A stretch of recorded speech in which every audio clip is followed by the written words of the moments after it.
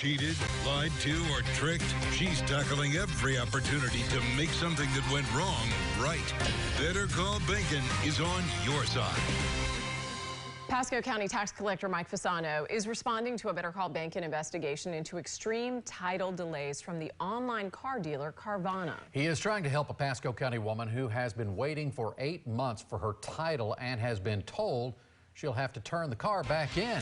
Consumer investigator Shannon joining us now with her latest investigation on this.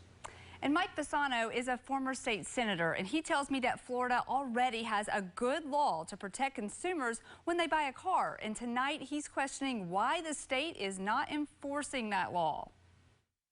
I loved it. It's pretty. Trisha Bailey turned to me last week when Carvana told her that after 8 months, it could not legally give her another temporary title for this Nissan Sentra. And she would have to get a rental car until they found the title. This week, the last I heard, it was a discrepancy and that they don't know when they'll have the title or if they'll have the title. Trisha says Carvana has now offered to take the car back and let her buy a similar one. But there was a big catch. Prices have gone up and she'd have to pay the difference. And I explained that this was their issue and they make a lot more money than I do. And so now we're fighting over about $2,700 total. 4 months I've investigated missing titles at Carvana. Without the title, consumers can't register their cars in their names. Florida law gives dealers only 30 days to fork over the title. So far, though, the Florida Department of Highway Safety and Motor Vehicles has taken minimal action. So I went to Pasco County Tax Collector Mike Fasano. His office is responsible for processing vehicle titles. First of all, Carvana is breaking the law here in the state of Florida.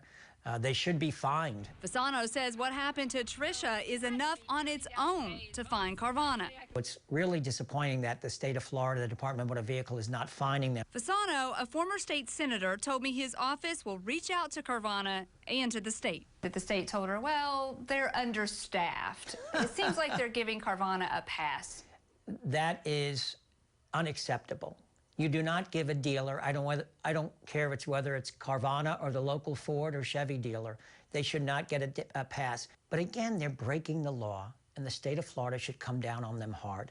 And they should either, one, fine them big time or suspend their license in doing any more business in Florida. I reached out to Carvana again and to state regulators again, and Fasano assured me that he would do the same. Hours later, Trisha called.